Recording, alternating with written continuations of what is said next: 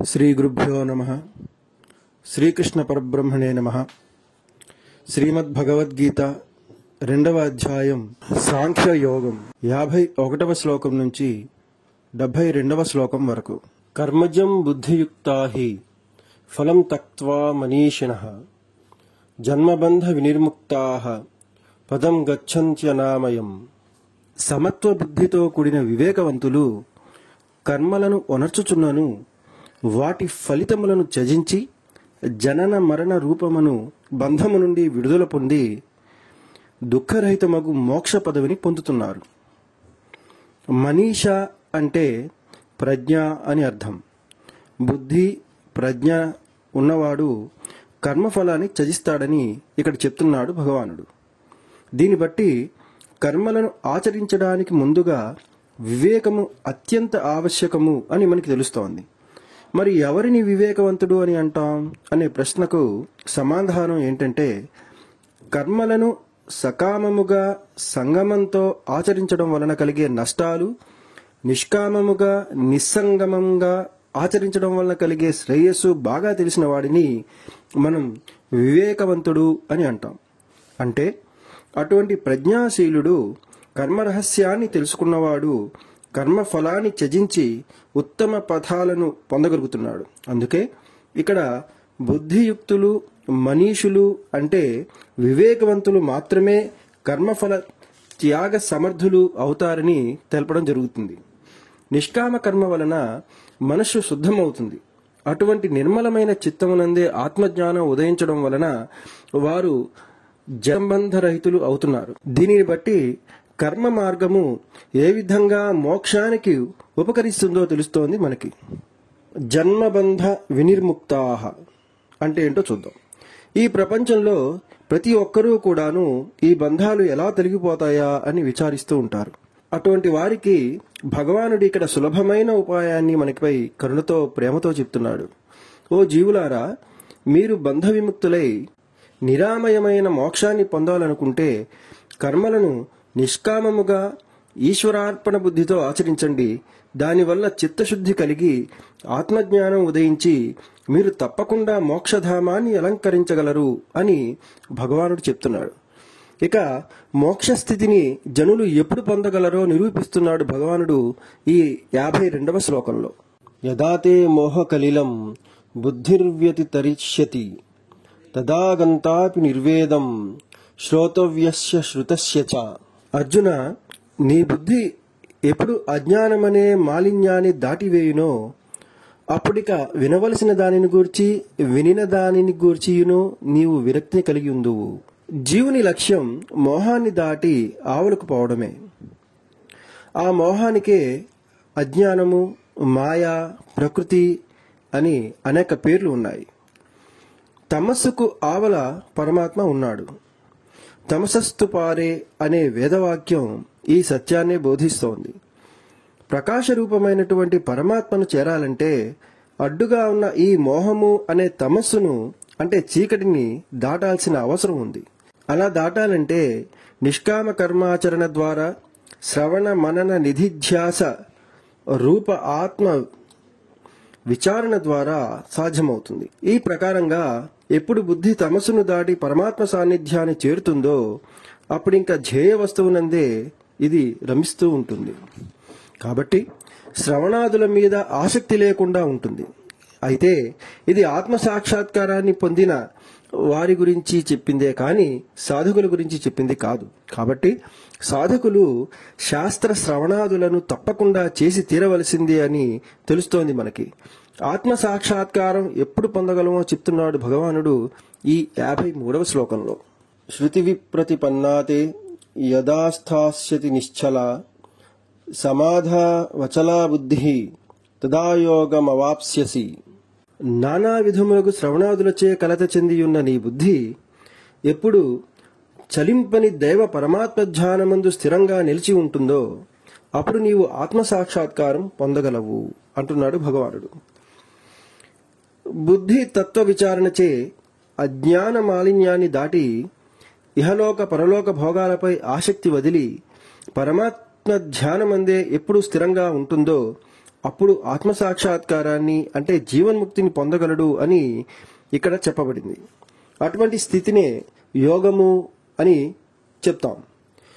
యోగా అనే శబ్దానికి ఐక్యము, జీవాత్మ పరమాత్మల కలయిక అని అర్థం. బుద్ధి ఆత్మయందు విలీనమవడమే యోగము. చిత్తము చపలంగా ఉంటే ధ్యానం కానీ యోగం కానీ సంభవించదని భగవానుడు చెప్తున్నాడు. అందుకే నిశ్చల, అచల అనే 2 విశేషణాలను చేర్చడం జరిగింది. ఈ శ్లోకంలో ఏకాగ్రత, నిర్విషయత్వము లేకపోతే మనస్సు లేదా బుద్ధి ఆత్మయందు ప్రవేశించదు అని చెప్తున్నాడు. కాబట్టి సాధకుడు 2 విషయాలను ముఖ్యంగా ఆచరించవలసి ఉంటుంది. అవి 1, శ్రవణం ఒకంత చేసి మనన నిధిధ్యాసలను ఎక్కువగా చేయాలి. ఇక 2వది దృశ్య విషయాల నుంచి, భోగాల నుంచి మనసును మరల్చి అంతర్ముఖం చేసి ఆత్మయందు స్థాపితం చేయాలి. ఏకాగ్రతను కలిగి ఉండాలి. చపలత్వాన్ని వదిలి ధ్యేయాకారముపైనే ఏకాగ్రత కలిగి ఉండాలి. అంతేకాకుండా మనిషి ఆత్మ సాక్షాత్కారాన్ని ఎప్పుడు పొందగలడు అన్న ప్రశ్నకి ఈ శ్లోకం చక్కటి సమాధానం చెప్పబడింది. ఆత్మానుభూతికి కాలనియమం లేదు. ఎప్పుడు మనసు విషయ విముఖత్వమును, ఏకాగ్రతను పొందుతుందో అప్పుడే మోక్షస్థితిని పొందగలుగుతుంది. అందుకే యదా అంటే ఎప్పుడు అని, తదా అంటే అప్పుడు అనే పదాలను ఈ శ్లోకంలో ఉపయోగించడం జరిగింది. భగవానుడు పలికిన ఈ వాక్యాలను విని అటువంటి స్థితప్రజ్ఞుడి లక్షణాలు ఏమిటో తెలుసుకోవాలని అర్జునుడు ఈ విధంగా ప్రశ్నిస్తున్నాడు భగవానుడిని ఈ 54వ శ్లోకంలో. అర్జున ఉవాచ స్థితప్రజ్ఞస్య కా భాష సమాధిస్థస్య కేశవ స్థితధీః కిం ప్రభాషేత కిమాసీత వ్రజేత కిం. ఓ కృష్ణ, సమాధి యందున్న స్థితిప్రజ్ఞుడగు జీవన్ముక్తుని యొక్క లక్షణాలేమిటి? అతడెట్లు మాట్లాడును, ఏ రీతిగా ఉండును, ఎట్లు సంచరించును అని అడుగుతున్నాడు అర్జునుడు భగవానుడిని. అజ్ఞాని యొక్క ప్రతి పనియందు తమోగుణము, రజోగుణము, అపవిత్రత గోచరిస్తూ ఉంటాయి. కానీ బ్రహ్మజ్ఞాని యొక్క ప్రతి పనిలో కూడా దైవత్వము, శాంతి, పవిత్రత కనబడతాయి.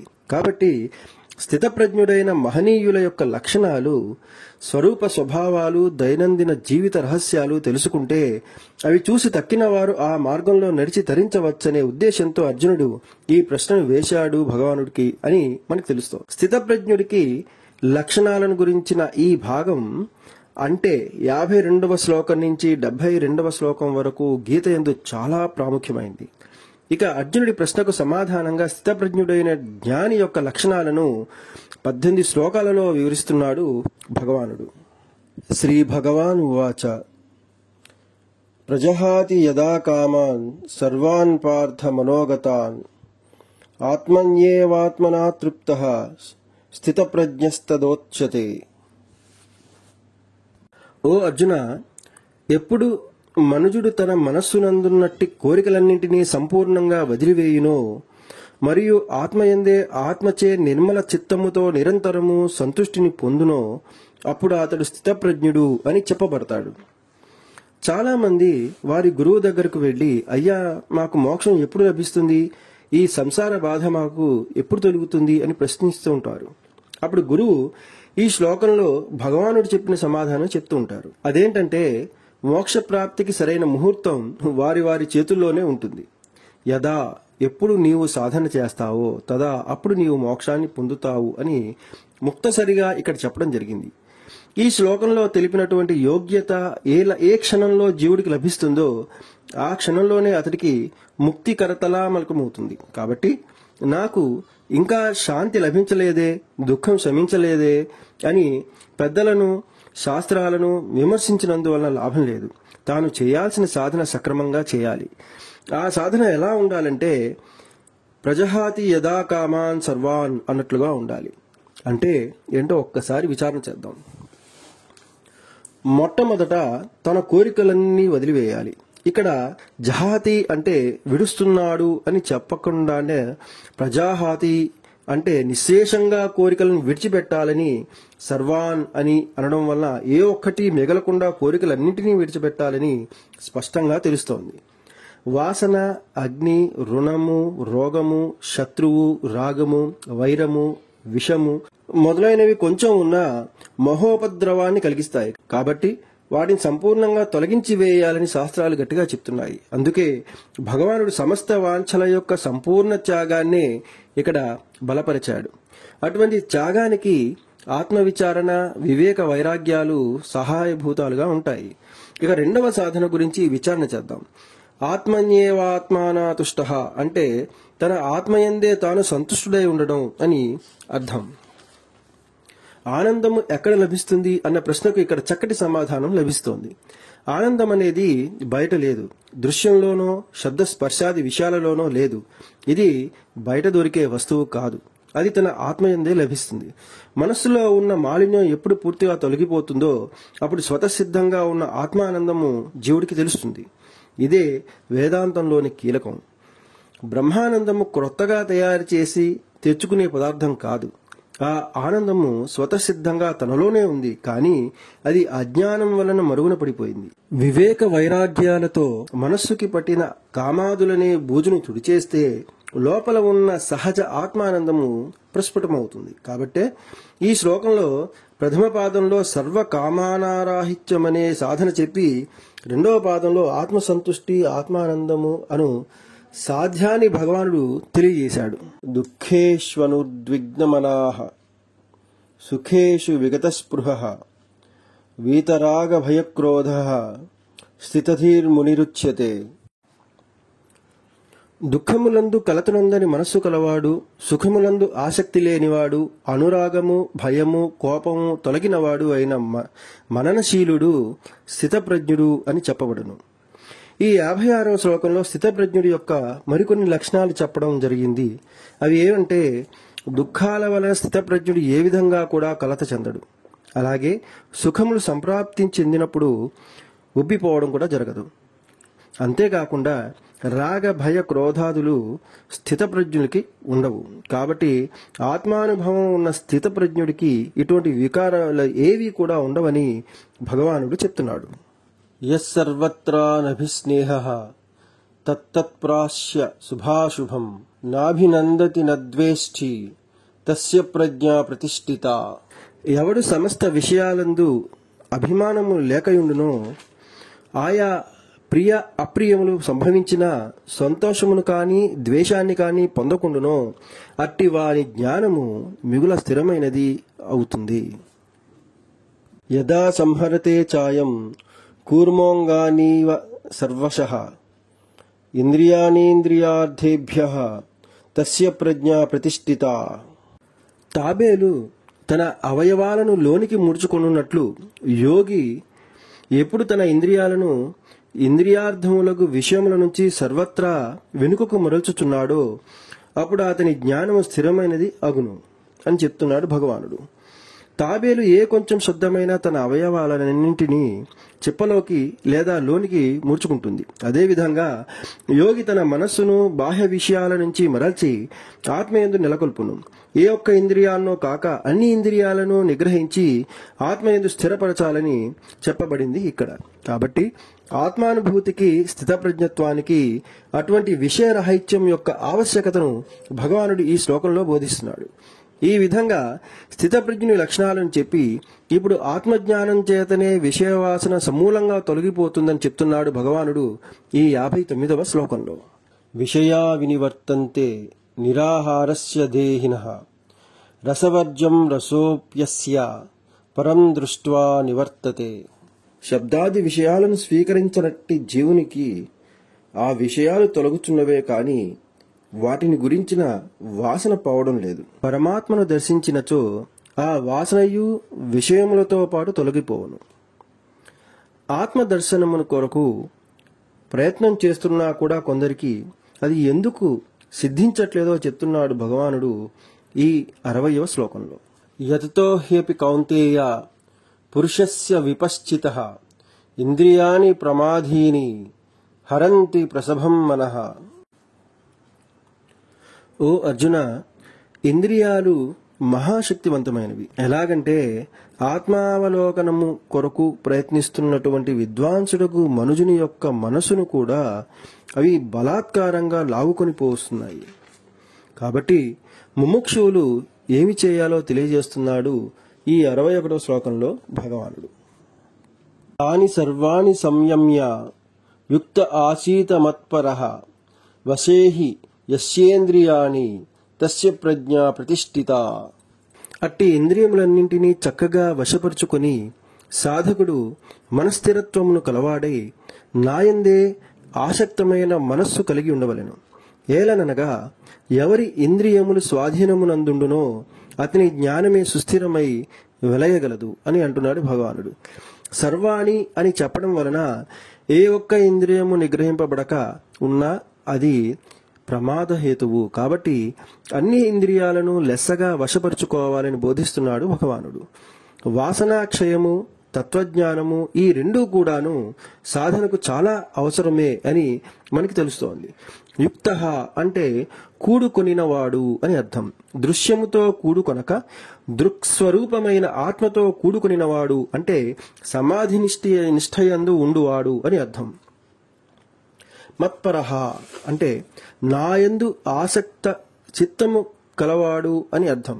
ఇక్కడ ఆత్మపరః అని అనకుండా మత్పరః అని అనడానికి కారణం శ్రీకృష్ణుడు సాక్షాత్ పరమాత్మ స్వరూపుడు కాబట్టి నాయందు అని అన్నప్పుడు అది ఆత్మయందు అని మనం గ్రహించాలి.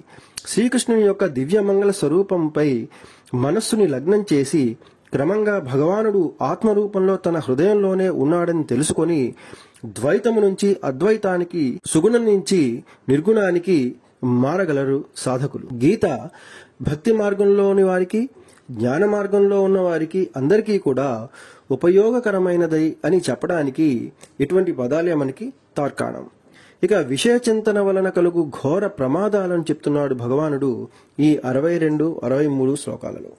ధ్యాయతో విషయాన్ పుంసః సంఘస్తేషు సజాయతే సంఘాత్ సంజాయతే కామః కామాత్ క్రోధోభిజాయతే క్రోధాత్ భవతి సమ్మోహః సమ్మోహాత్ స్మృతి విభ్రమః స్మృతిభ్రంశాత్ బుద్ధినాశో బుద్ధినాశాత్ ప్రణశ్యతి. మనుజుడు శబ్దాది విషయాలను చింతించడం వలన ఆ విషయాల యందు ఆసక్తి జనిస్తున్నది. అట్టి ఆసక్తిచే దాని యందు అతనికి కోరిక ఉదయిస్తోంది.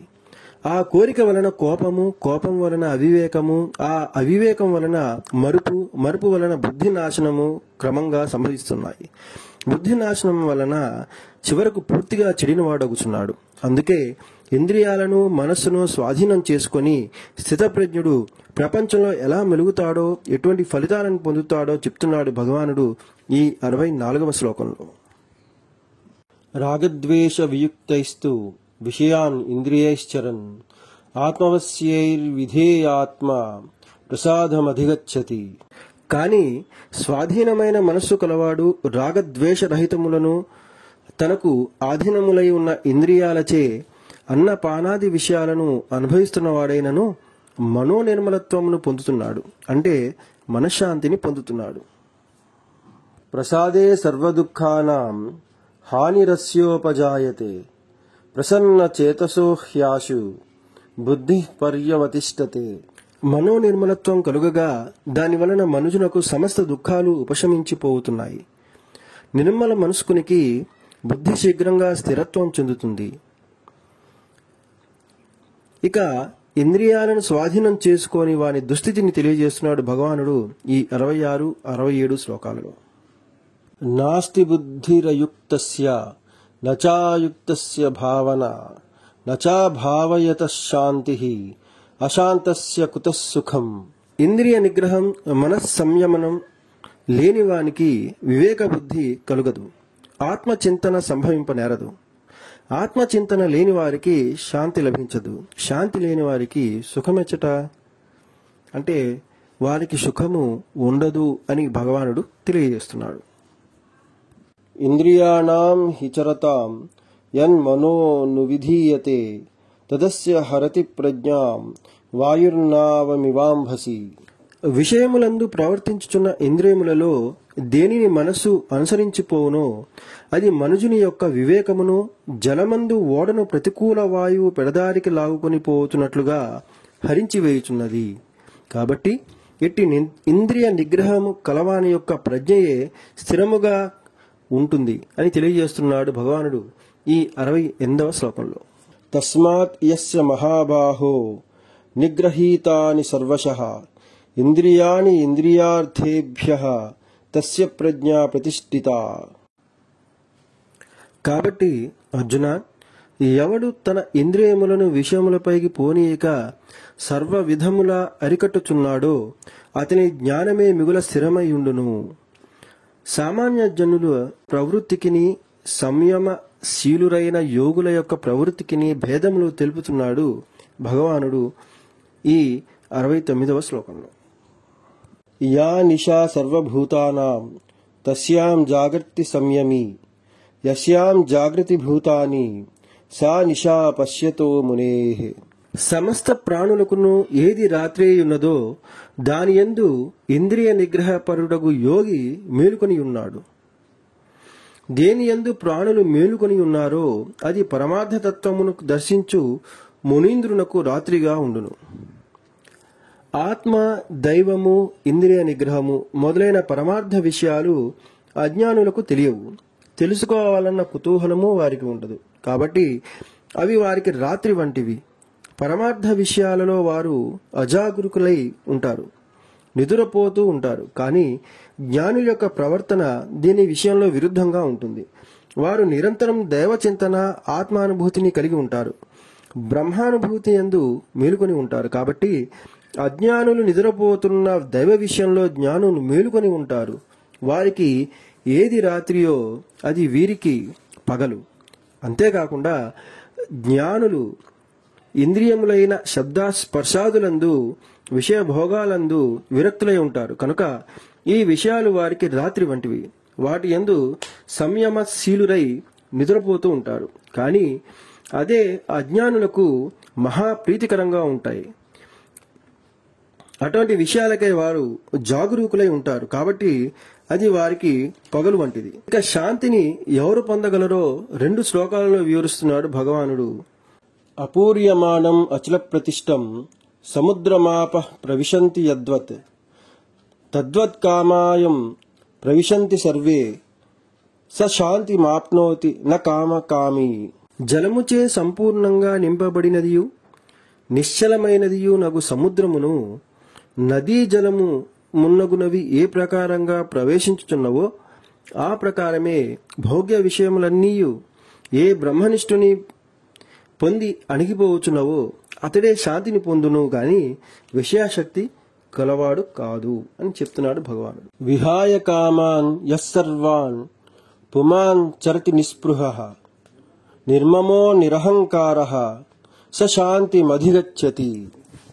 ఎవడు సమస్తములైన కోరికలను, శబ్దాది విషయాలను త్యజించి వాని యందు ఏమాత్రము ఆశ లేక అహంకారవర్జితుడై ప్రవర్తించునో అట్టి వాడే శాంతిని పొందుచున్నాడు. ఇట్టి నిర్విషయ స్థితిని అంత్యకాలమునందు కూడా కలిగి ఉండాలని, దాని వలన మోక్షము లభిస్తుందని బోధిస్తున్నాడు భగవానుడు ఈ 72వ శ్లోకంలో.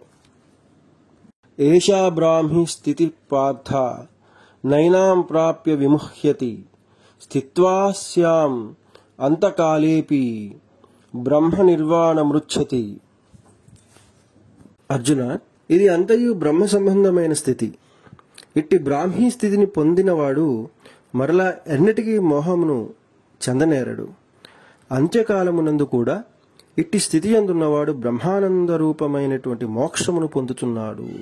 ఇది శ్రీమద్ భగవద్గీత శ్రీకృష్ణార్జున సంవాదం సాంఖ్యయోగం 2వ అధ్యాయం సంపూర్ణం.